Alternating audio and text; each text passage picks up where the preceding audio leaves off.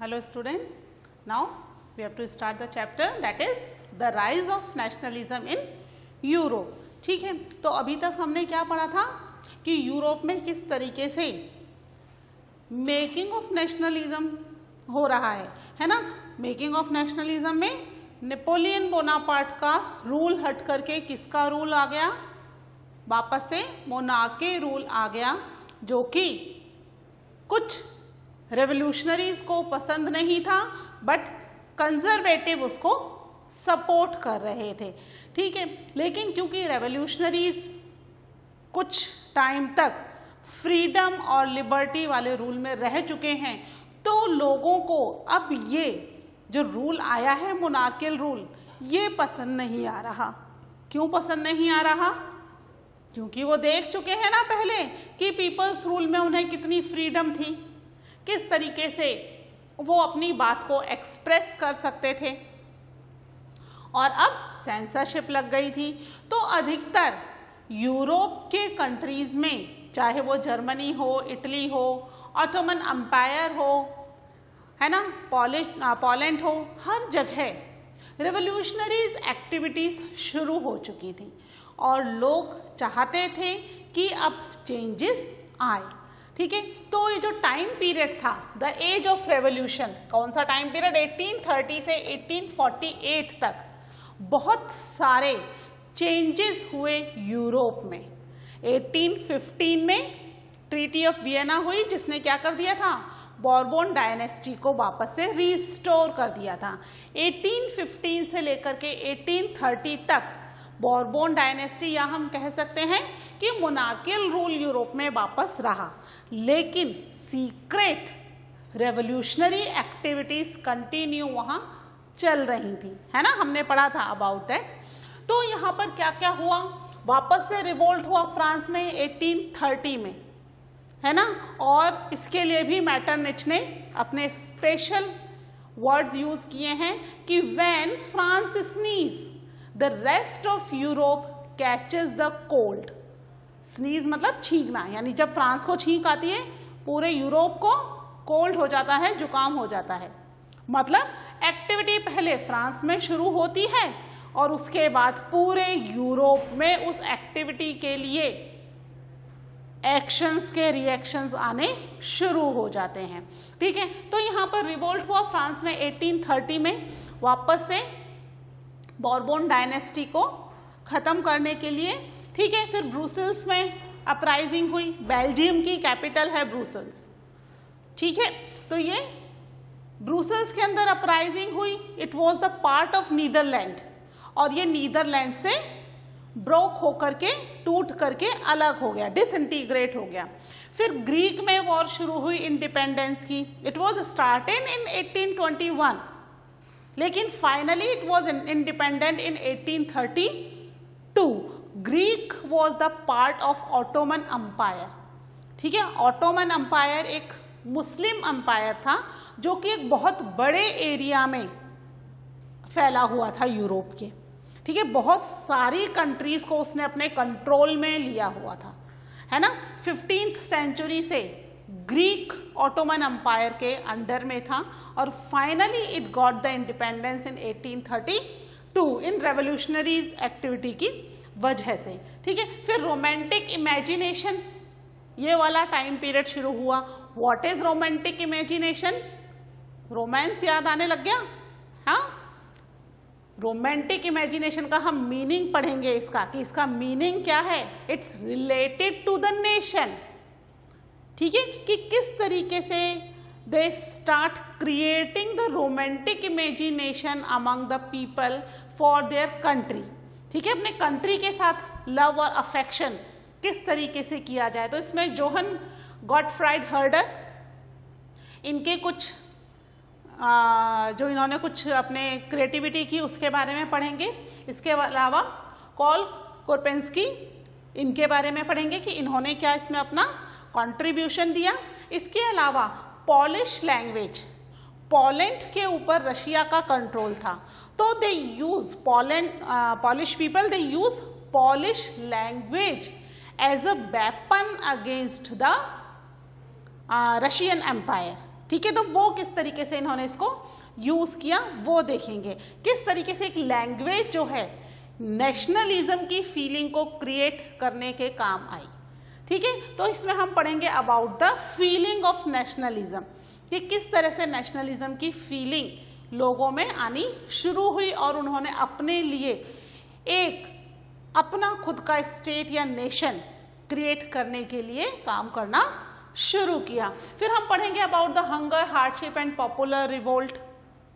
ठीक है, ये वो टाइम पीरियड था जब ग्रेट डिप्रेशन का टाइम आया।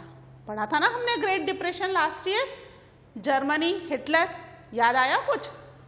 ग्रेट डिप्रेशन का टाइम पीरियड, तो उस टाइम पीरियड के बारे में पढ़ेंगे, उसकी वजह से यूरोप में क्या प्रॉब्लम्स हुई।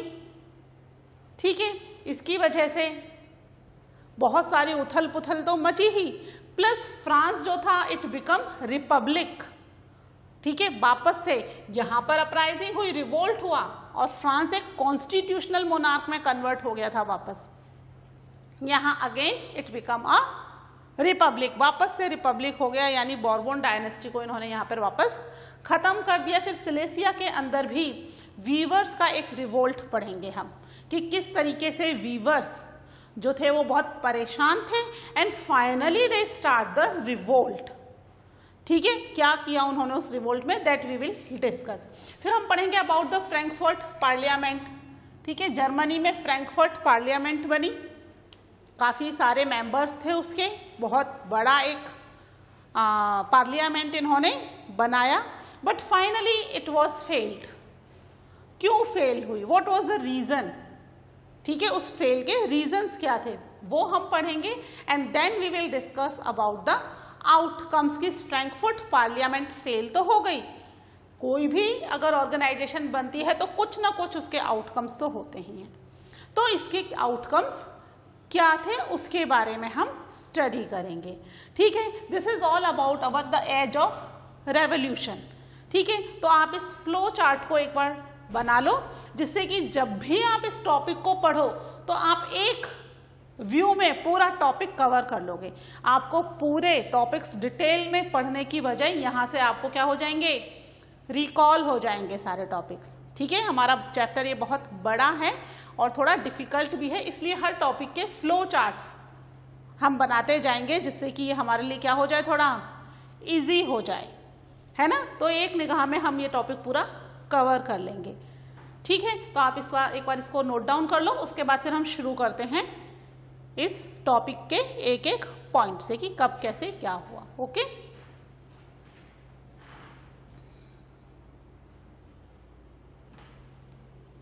ठीक है, इसको रब कर रही हूं मैं, आप इसका पॉज करके और इसको पूरा प्रॉपरली बना लेना। ठीक है,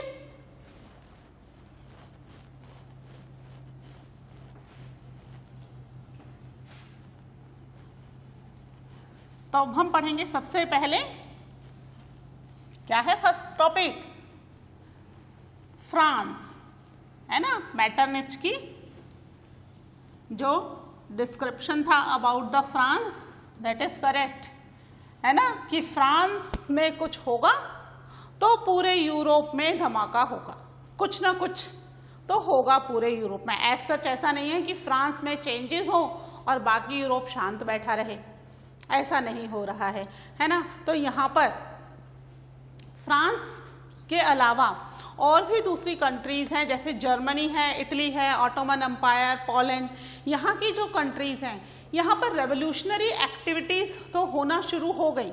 इट वॉज सीक्रेटली बट हो रही हैं एक्टिविटीज़। ठीक है, लेकिन सबसे पहले ये जो एक्टिविटीज़ हैं वो फ्रांस में ही फाइनली शुरू होंगी। ठीक है, तो यहाँ पर फ्रांस में सबसे पहले 1830 में, ठीक है, रेवोल्यूशनरी एक्टिविटी हुई और बॉर्बन डायनेस्टी के लुइस फिलिप, जो कि क्या थे इस समय रूलर ऑफ द फ्रांस, ठीक है, उन्हें कॉन्स्टिट्यूशनल मोनार्की में कन्वर्ट होना पड़ा।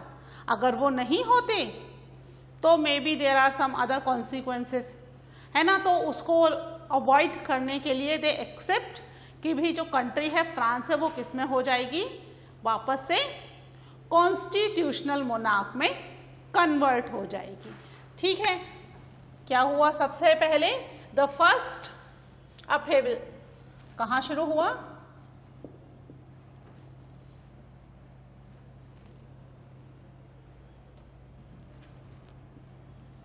the first upheaval took place in France कब, इन जुलाई 1830, यानी कि पास्ट अपने आप को वापस से रिपीट कर रहा है ना। 1789 का जो रिवोल्ट था वो कब शुरू हुआ था, that was also started in the जुलाई, है ना, 14 जुलाई को शुरू हुआ था 1789 का फर्स्ट रिवोल्ट, है ना। और वापस से यहाँ पर फर्स्ट अपहेलिंग कब हुई, that is again in the जुलाई 1830 को हुई यहाँ पे। ठीक है, क्या हुआ, जो बॉर्बोन किंग थे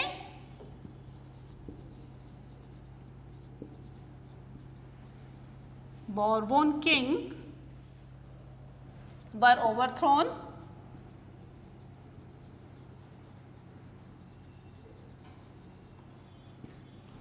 and country became a constitutional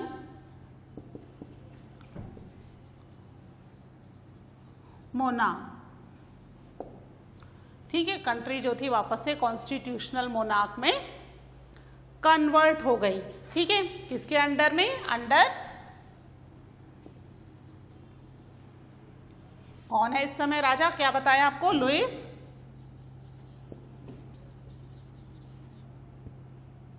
Philip.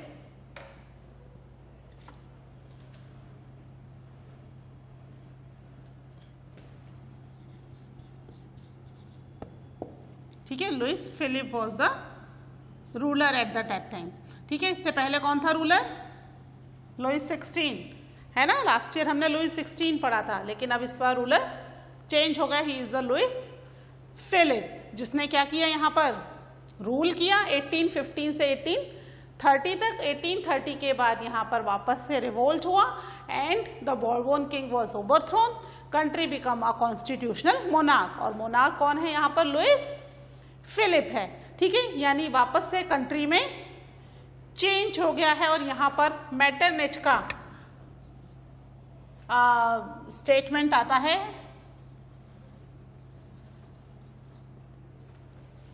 मेटरनिच described that when France sneezes,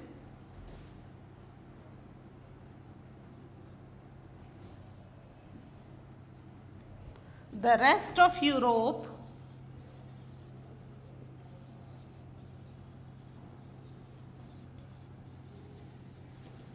catches the cold. क्या मतलब हुआ इसका, यानी जो फर्स्ट अपराइजिंग है वो फ्रांस में हो रही है, यानी चेंजेस की शुरुआत यूरोप में फ्रांस कर रहा है ना। और फ्रांस के बाद क्या हो रहा है, ये सारी चीजें पूरे यूरोप में फैल जाती हैं। ठीक है, यही मतलब हुआ। स्नीज का मतलब क्या है, छींकना, है ना। फ्रांस छींक रहा है और उसके जर्म्स पूरे यूरोप में बिखर गए और पूरे यूरोप में कोल्ड हो गया, यानी फ्रांस में अपराइजिंग हो रही है और उसके जर्म्स बाकी यूरोप में बिखर रहे हैं और बाकी यूरोप भी क्या हो रहा है, वहां पर भी अपराइजिंग हो रही है मोनार्की के खिलाफ। तो यहाँ पर सबसे पहले अपराइजिंग हुई इन द बेल्जियम, बेल्जियम की कैपिटल ब्रुसेल्स। ठीक है, वहां अपराइजिंग हुई और वो जो यूनाइटेड स्टेट्स ऑफ नीदरलैंड का पार्ट था बेल्जियम, वो उससे डिसइंटीग्रेट हो गया। ठीक है, उससे टूटकर अलग हो गया और एक अपना अलग कंट्री उन्होंने इस्टेब्लिश किया, ठीक है, बेल्जियम, और कैपिटल बनी बेल्जियम की ब्रुसेल्स, ठीक है। Belgium broke away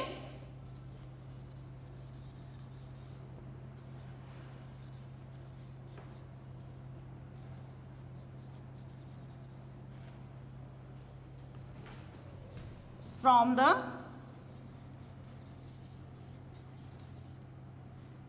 United Kingdom of Netherlands,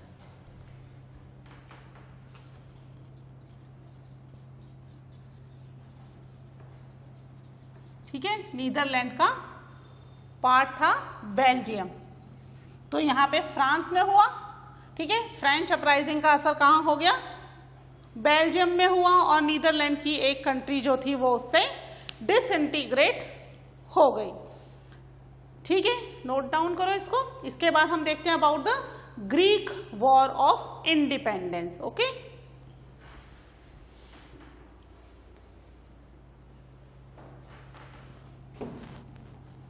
ठीक है, फ्रांस और बेल्जियम से पहले ही ग्रीक में इंडिपेंडेंस के लिए वॉर होनी शुरू हो गई थी। इट वॉज इन 1821, ठीक है, जब ग्रीक के लोगों ने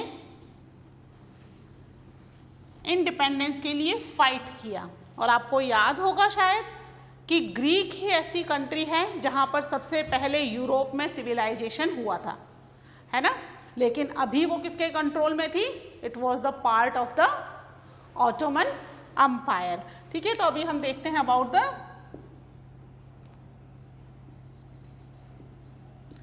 ग्रीक वॉर ऑफ इंडिपेंडेंस, है ना। तो यहां पर ग्रीक जो थी, it was a country under the Ottoman empire since 15th century, ठीक है, 15th सेंचुरी थी। और अब 19th सेंचुरी में आकर के इन्होंने क्या किया, अपने लिए इंडिपेंडेंस के लिए वॉर करना शुरू किया 1821 में, ठीक है। जो लोग वहां पे रह रहे थे ग्रीक में, है ना, ऑटोमन एम्पायर के अंदर, तो वो तो चाहते ही थे कि इंडिपेंडेंस हो। इसके अलावा जो लोग वहां से बाहर चले गए थे, जो दूसरी कंट्रीज में रह रहे थे, but they were the citizen of the Greek, they also support the war of independence in the Greek, ठीक है। वो भी चाहते थे कि ये इंडिपेंडेंस की वॉर हो और ग्रीक ऑटोमन एम्पायर से डिसइंटीग्रेट हो जाए, अलग हो जाए और अपनी एक अलग कंट्री बना ले।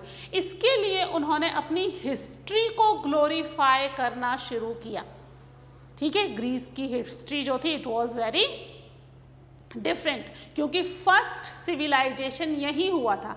तो इसने लोगों को बताना शुरू किया कि हम वो कंट्री हैं जहां दुनिया का पहला सिविलाइजेशन हुआ, है ना, यूरोप का फर्स्ट सिविलाइजेशन हुआ, ठीक है। बेसिकली 4 जगह सबसे ओल्ड सिविलाइजेशन पाए गए हैं, है ना। इसमें one was the Greek also. तो उसने अपने आप को ग्लोरीफाई करना शुरू किया। यहाँ पर एक पोएट है लॉर्ड बैरन, ठीक है, इनका भी नाम आता है। He was the English poet, जो कि ग्रीक सिटीजन है। उन्होंने भी ग्रीस के इंडिपेंडेंस के लिए सपोर्ट लेना इधर उधर से शुरू किया और वॉर शुरू की अगेंस्ट द ऑटोमन एम्पायर, ठीक है। वो अलग बात है कि he was died due to the fever, उन्हें मलेरिया हो गया और उस फीवर की वजह से उनकी 1824 में डेथ हो गई, ठीक है। जबकि ग्रीस जो है वो इंडिपेंडेंस हुआ इन द 1832, ठीक है, 1832 में ये इंडिपेंडेंस हुआ और इसको एक अलग कंट्री बना दिया गया। पता है ना, अभी ग्रीस एक अलग कंट्री है, तो उसके लिए इन्होंने फाइट किया। फ्रांस के इंडिपेंडेंस के बाद इस फाइट को और भी ज्यादा सपोर्ट मिलना शुरू हो गया। बाहर जो ग्रीक पीपल थे उन्होंने भी सपोर्ट करना शुरू किया, ठीक है। लॉर्ड बैरन ने तो सपोर्ट किया ही था, ही वॉज द पोएट। उन्होंने इसके लिए फंड भी कलेक्ट किया इधर उधर से, जिससे कि भाई वॉर के लिए आर्म्स, एम्यूनेशंस, ये सब चीजें खरीदी जा सकें। ठीक है, तो इस तरीके से ग्रीस जो है वो इट बिकेम द इंडिपेंडेंट। ठीक है, लिख लेते हैं इसको, क्या हुआ था यहाँ पर, Greek which had been a part of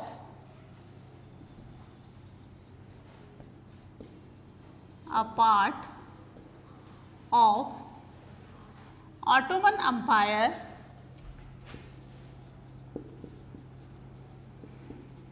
since 15th century। ठीक है, इतने पुराने टाइम से it was the under Ottoman empire. ठीक है, ऑटोमन एम्पायर एक बहुत ही बड़ा एम्पायर था, अभी भी बहुत बड़े एरिया में है, लेकिन बहुत सारे कंट्रीज इससे डिसइंटीग्रेट हो चुके हैं। इसने बहुत सारी कंट्रीज को अपने कंट्रोल में किया हुआ था। ठीक है, तो वो इससे डिसइंटीग्रेट हो गया एंड इट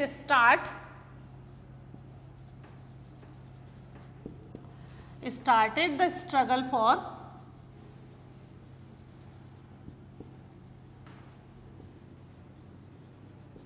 इंडिपेंडेंस। ठीक है, इंडिपेंडेंस एक minute,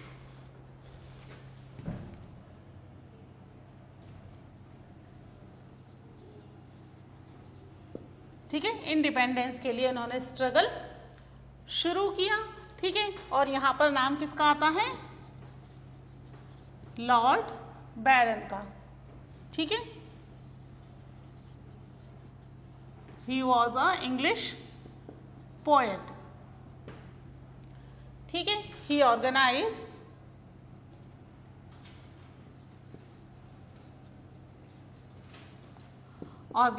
the fund for war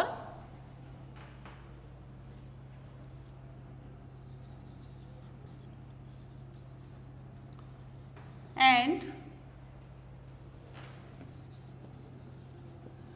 went for war, but he died due to the fever, है ना।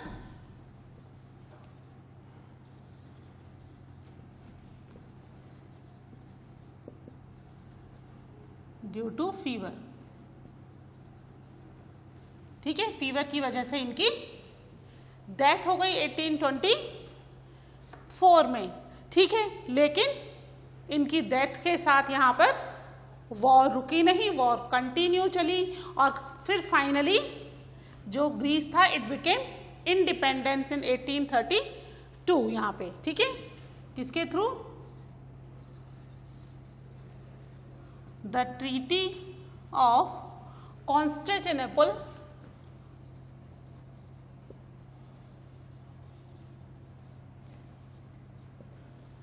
ठीक है, यहाँ पे ये ट्रीटी है कॉन्स्टेंटिनोपल, इसके थ्रू 1832 में 1832 recognized the Greece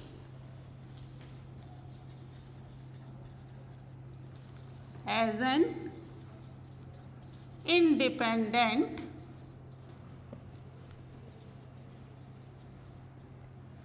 स्टेट। ठीक है, वो फाइनली इंडिपेंडेंट हो गया। इंडिपेंडेंट स्टेट या इंडिपेंडेंट हम नेशन कह सकते हैं, इंडिपेंडेंट नेशन। ठीक है, and Greek become the independent nation finally in 1832।